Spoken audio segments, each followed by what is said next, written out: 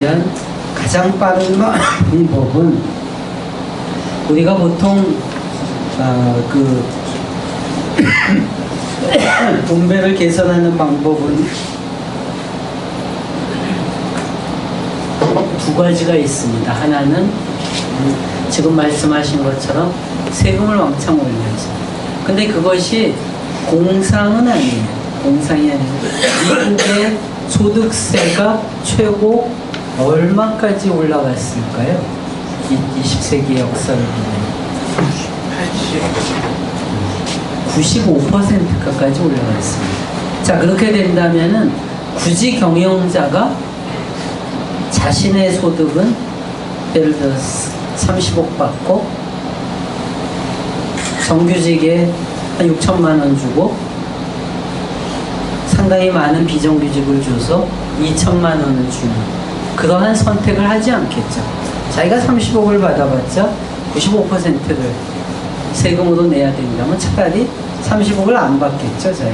자기가 한 3억 받고 나머지 정규직을 1억 정도씩 주고 비정규직을 다 없애고 그러한 행위를 하겠죠.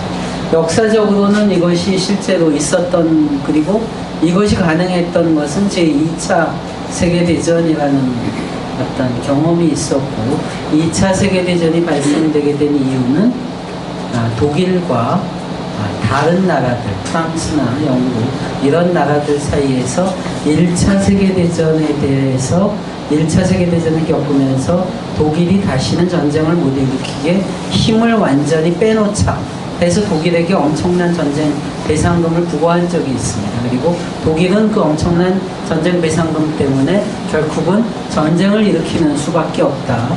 제가 독일의 전쟁 일으킨 걸 옹호하는 것이 아니라 이것은 역사적인 실제적인 사실입니다. 이러한 이유 때문에 이후에 평화공존을 유럽에서 꿈꾸게 되고, 평화공존이 이루어지기 위해서는 내부에서 여러 가지 극단적인 정책이 나오는 것을 막기 위해서 소득의 형평성 이러한 것들을 사회적으로 추구하게 되고, 특히나 전쟁을 통해서 베테랑들이, 참전용사들이 돌아오게 되는 것에 대해서 국가가 책임을 지기 위해서 바로 최후의 고용주로서의 정부의 기능이라든가 국가의 사회복지에 대한 기능 같은 것이 올라갔던 그러한 사회적 분위기에서 바로 소득세에 대한 95%의 세금이 매겨질 수가 있었던 것. 이것을 우리는 지금 사실 기대하기가 굉장히 어렵습니다. 우리가 일거에 바꾸고 싶지만 일거에 바뀌어지는 것이 아닌 것이죠.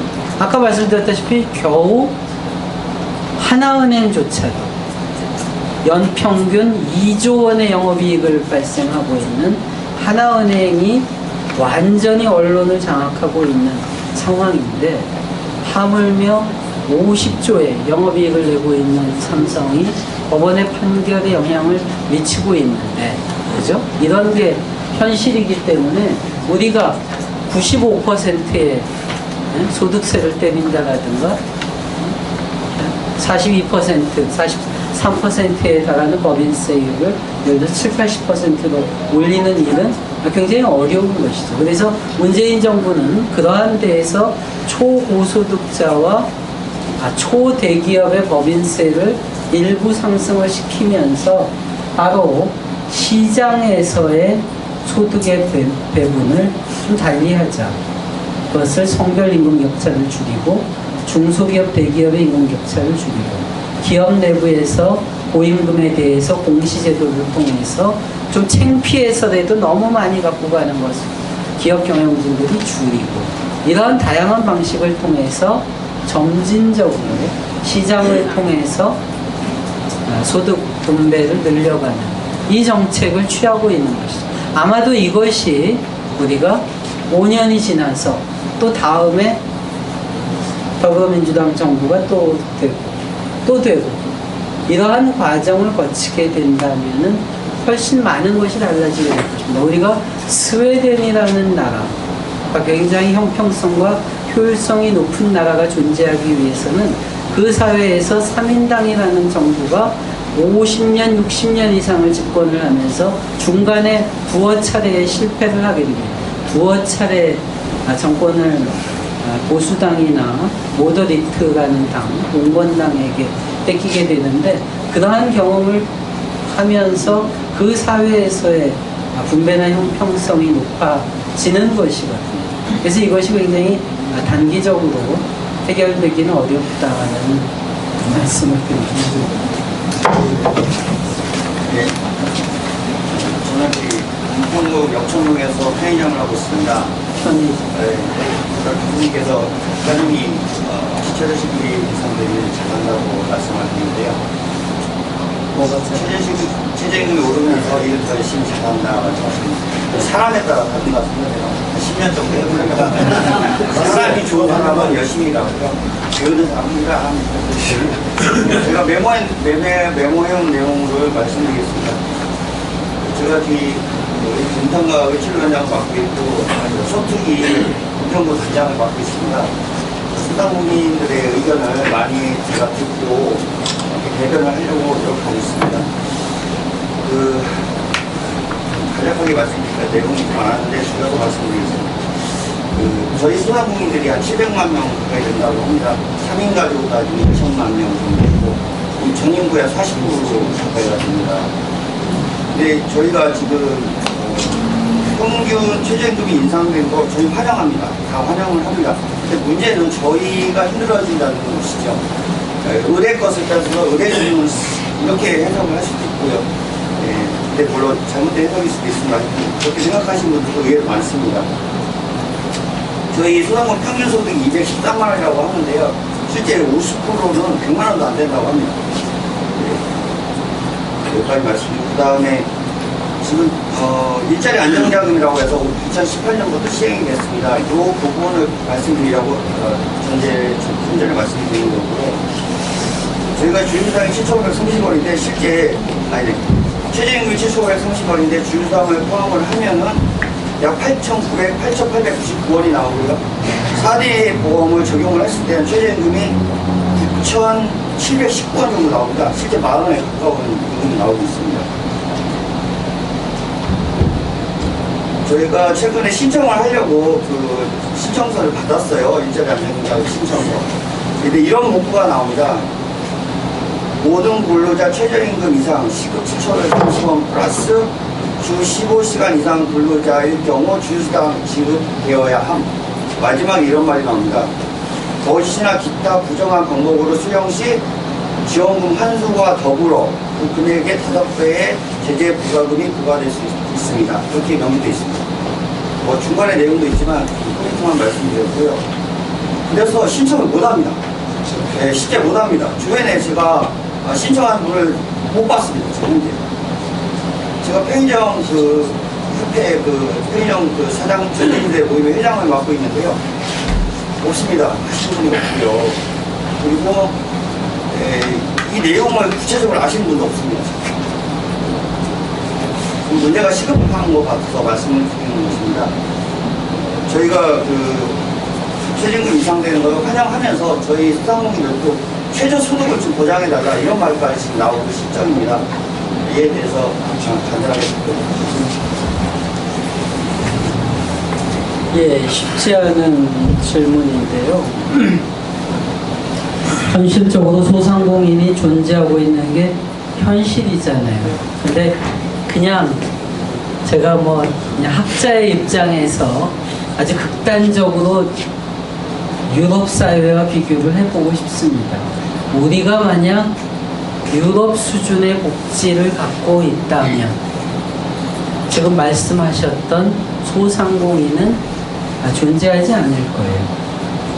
말씀하셨다시피 지금 평균 소득이 210만 원이고 절반이 지금 중위소득 이하에 있는 사람들은 100만 원도 채 안 될 것 같다고 얘기를 했는데, 그 수준이라면 최소한도의 생계비가 보장되는 복지국가였다면 이들 소상공인은 그렇게 일을 하기보다는 차라리 그냥 복지 혜택을 받겠죠. 그죠? 그래서 사실 우리가 한국은 현재 실업률이 3.3%고 유럽에 최근에 평균 실업률이 최근에 많이 떨어져서 8.7%까지 떨어진 것 같아요. 한참 오를 때는 10%까지 올랐는데 그러니까 굉장히 다른 사회인 것이죠. 그래서 어쨌든 한국의 소상공인의 문제는 굉장히 어렵습니다. 근데 가급적 가급적했다면 이러한 상황을 예측을 하고 지금 말씀하셨다시피 결국은 과거에 최저임금 왜 못 올렸나요? 과거에는 최저임금 오르면 소상공인이 힘들다. 그러니까 너네 최저임금 못 올린다. 지금 최저임금 올리니까 또 죽어나는 건 소상공인이다. 이렇게 얘기를 하고 있는데 사실 소상공인이 지금 말씀하셨다시피 우리 사회에서 굉장히 약한 계층이죠. 소상공인을 우리가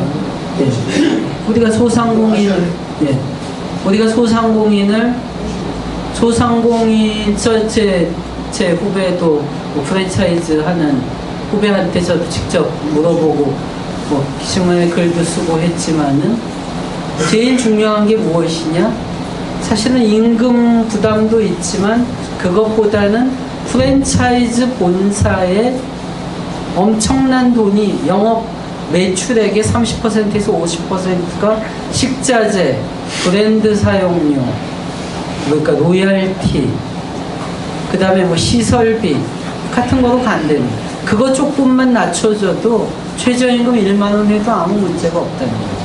프랜차이즈 업체들은 그렇고 그냥 소상공인 같은 경우는 뭐가 더 문제가 되나요? 임대료라든가 이러한 것들이 문제가 되는 것이죠. 이러한 것에 대해서 보다 사전에 충분하게, 즉 구조적인 문제죠. 가장 우리 사회에 현재 약한 층이라고 할 수 있는 저임금 근로자, 한국의 대체적으로 한 25% 수준이라고 얘기를 합니다. 최저임금 언저리 그 이하에 받고 있는 근로자의 수가. 그들과 바로 소상공인들은 문제 해결을 할 수가 없는 겁니다. 자, 우리가 타협이 되려면은 서로 타협할 수 있는 물질적인 기반이 있어야 됩니다. 그럼 그 물질적인 기반을 어디서 만들어줘야 되냐? 다른 데서 찾아야 되는 겁니다. 결국은 임대주와의 관계라든가 어떤 갑을 관계에 있어서 원청 기업과의 관계라든가 프랜차이즈 가맹 본사와의 관계라든가 그러한 것들이 보다 세밀하게 사전에 지금은 어느 정도 문제 판단을 하고 지금 대응을 하고 있습니다만은 그 또한 굉장히 오랫동안 묻어져 왔던 어려움 아니겠습니까? 그래서 현실적으로는 지금 결국은 3조 원이라는 일자리 안정자금이라는 형태를 통해서 대응을 하려고 하고 있는데 그 또한 이제 쉽지가 않은 그게 이제 현실인 거죠. 제가 말씀드린 건 주유랑 건에 대해서 말씀드린 겁니다. 실제 1953년도 근로기준법이 시행되면서 지금까지 존재해 왔습니다. 주유수당이. 근데 주위의 분들한테 주유수당을 말씀드리면 알바한테 기름값 주냐고 하면 잘못 듣고 말씀하시는 것 같습니다. 주유수당이죠. 주유수당이죠. 근데 이 부분이 실제적으로 저희 4인 이하 사업장에서는 지급이 거의 안 되고 있는 게 현실입니다. 5인 이상 사업장인 경우 뭐 청년 내일 채용 공개라고 해서 지원되는 것도 있습니다. 근데 저희 4인 이하 사업장에는 이런 것도 없습니다. 가장 열악합니다. 환경이. 저희가 그 일자리 안정자금 신청을 못하는 이유는 7,530원을 주면서도 못하는 겁니다. 실제 주유사업 때문에 문제가 걸린 겁니다. 한 달에 40에서 50만 원 정도 나올 텐데요. 200만 원이면 150만 원, 100만 원 받는 사람은 50만 원 정도의 소상공인 소득이 바뀌는 겁니다. 현재 쌀밥 먹던 사람들이 라면 먹어야 되는 그런 상황으로 갈 수도 있는 상황인 거죠. 부양 가지고 부양할 수 없는 상황으로 갈 수도 있는 겁니다. 절실한 지금 상황을 제가 말씀드린 건데요. 물론 지금 교수님께서 어떻게 하실 수 있는 방법은 없으시겠죠. 하지만 건의를 해줄 수 있잖아요. 지금 국가에, 정부에. 그런 말씀을 드렸습니다.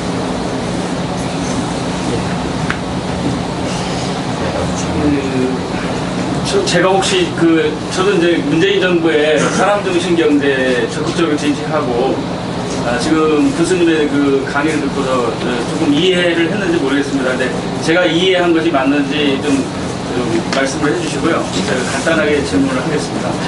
그러니까 지금 결국 문재인 정부에서 추구하는 것이 다른 분이 아까 말씀했듯이 세금을 증세를 하고 결국 분배 정책을 통해서 결국 노동 생산성에 대한 제대로 된 임금을 지급해서 분배 정책, 소득 중심으로 가자는 것이 결국 그 사람 중심 경제인 것 같습니다. 그래서 결국은 지금 이제 뭐 소상공인도 있고 여러 가지 그것으로 인해서 저항들이 일어나고 있지만은 옛날에 지금 우리가 들었었던 박지원의 우물 경제가 좀 생각이 갑자기 떠오르더라고요. 그러니까 이때 일시적으로는 그게 잘못된 것 같지만은 나중에 조금 시간이 가면은 결국 그것이 정책이 옳았다는 것을 알게 될 것이고 일시적인 저항이 있을지라도 그것을 꾸준히 밀고 나가서 결국 소득 중심 정책으로 나가야 된다고 생각이 되는데요. 결국 제가 의심을 하고 있는 부분은 결국 우리나라가 지금 아까도 말씀하셨지만 중위소득이 중요하지 않습니까? 결국 평균값이라는 건 중요하지 않다고 생각이 듭니다. 평균소득이 아무리 올라가도 중위계층의 중위소득이 올라가지 않는 우리의 삶의 질은 높아지지 않습니다. 그래서 결국은 지금 만약에 평균값이 뭐 삼성이나 소규모의 기업에 몇 개의 기업에 의해서 우리가 평균값이 아무리 올라가도 중위소득이 높아지지 않는 한은 우리의 삶이 질이 높아지지 않기 때문에 제가 지금 궁금해하는 부분은 과연 우리나라가 지금 국민소득이 세계 10위권이다 몇 위권이라고 하는데 과연 우리나라의 결국은 우리가 중위소득의 사람들이 많아져야지만이 우리가 삶의 질도 높아지고 평균값이 아무리 높은 것보다는 중위소득이 올려야 된다고 저는 생각을 되는데 우리나라의 중위소득이 과연 진짜 세계 순위에서 중간 정도 되는 나라보다도 못한 건지 아니면 그 정도는 아니더라도 평균값보다 떨어지지만 그래도 어느 정도 유지하고 있는 건지 저도 그런 것이 상당히 좀 궁금합니다. 그래서 혹시 알고 계시면은 좀 그렇게 정확한 수치는 아니더라도 우리나라의 수준이 과연 중위소득의 수준이 어느 정도인지 우리나라의 지금 삶의 가치가 어느 정도 우리가 누리고 있는 것인지가 저는 상당히 궁금합니다. 이제 그거는 다른 나라의 경우로 예를 든다면은 유럽 정도의 어떤 국내 총소득 대비 가계소득이 차지하는 비중, 현재 한국이 62%라고 말씀드렸지만 예를 들어서 한 75% 수준으로 올라간다면 그 자체로 벌써 약 25% 정도 지금보다 소득이 올라가는 효과죠. 그죠? 우리가 60에 15%면은 한 25% 정도가 되는 것이니까. 그러니까 현재 우리의 소득은 사실상 북유럽이나 유럽 국가들이 아마도 지금 그 나라들이 4만 달러 이상, 5만 달러까지 올라가 있는데 그 나라들의 아마 어떤 2만 달러 이하 정도의 수준, 그 정도가 이제 우리들의 삶이다라고 얘기를 할 수가 있겠죠. 우선 가계소득으로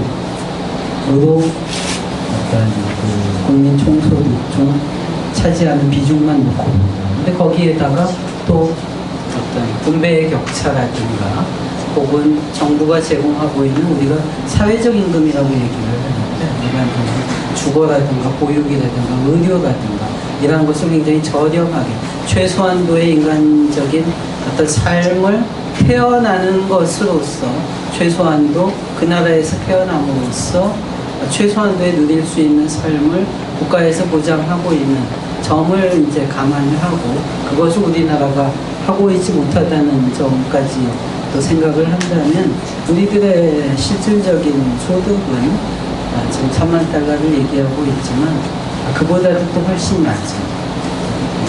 1만 5천 달러 혹은 또 국민들의 상당수는 30-40% 이상은 당연히 1만 달러 이하의 수준에 머물고 있는, 실제로 최근에 나온 제가 통계를 보니까 지금 29세 이하 근로자들의 25%의 소득이 85만 원 미만이에요.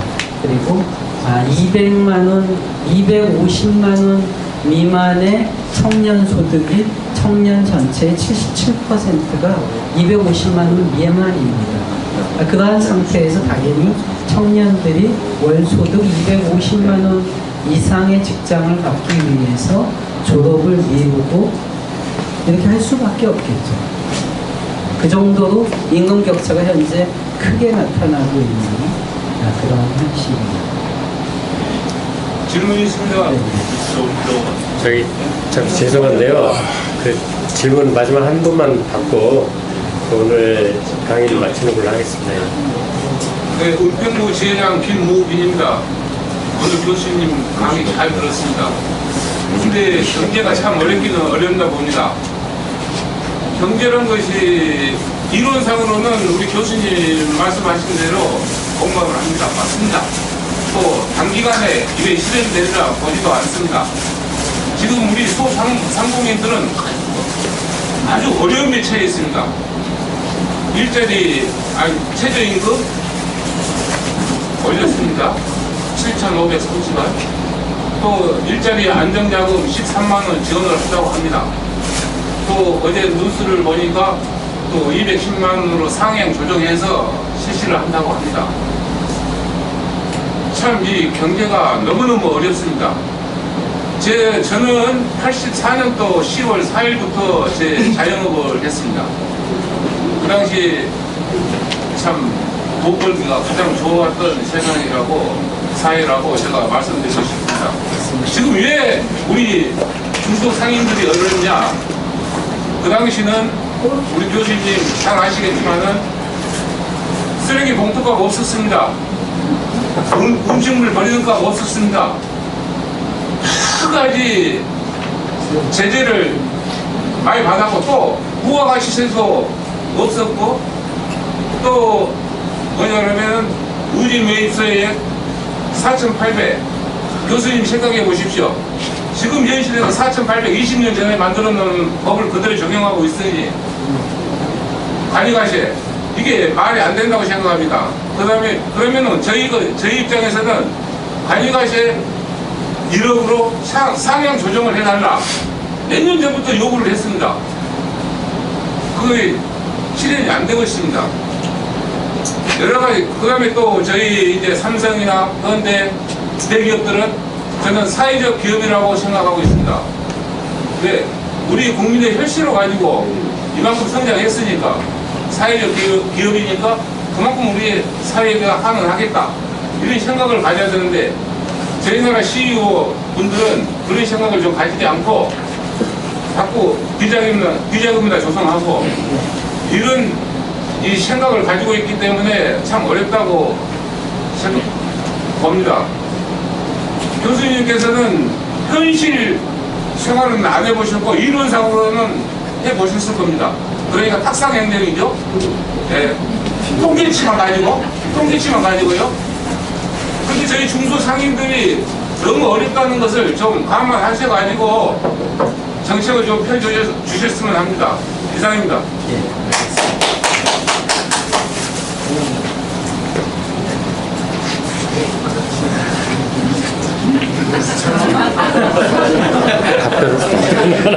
제가 많이 반성하고 있습니다. 근데 두 분 우리 소상공인의 그 입장을 아주 제가 생각했던 것보다도 훨씬 절절하게 지금 제가 느끼겠습니다. 굉장히 심각하기 때문에 말씀드린 겁니다. 네. 바로 이어서 사진 촬영 좀 하고요. 저희 하나들은 통계적으로 맞습니다. 네, 오늘 문재인 정부의 경제 정책을 아마 제대로 사람 중심 경제를 제대로 아마 이해한 것 같고요. 지난번에 이상희 교수님 이어서 후속 강의 내용이 연결돼서 너무 좋았던 것 같습니다. 다시 한번 교수님께 큰 박수로 감사의 말씀을 드리면서 이어서 교수님, 우리 지역사무위원장이신 우리 박 의원님 말씀 잠깐 듣고 사진 촬영을 하도록 하겠습니다. 그 말씀 좀 잘 들으셨을 것 같고 또 말씀 잘 들으셨을 것 같고 이렇게 소통하다 보면 점점 더 좋아지지 않을까 싶습니다. 그리고 굉장히 방향은 맞다라는 다 동의하시죠? 그래서 가는 과정에서 고쳐나갈 게 있고 보완할 게 있다면 또 그렇게 하면서 가면 될 것 같고 그 길에 당원분들이 좀 힘이 돼주셔야 됩니다. 부탁을 좀 드리도록 하겠습니다. 오늘 수고하신 교수님께 큰 박수 한번 드리겠습니다.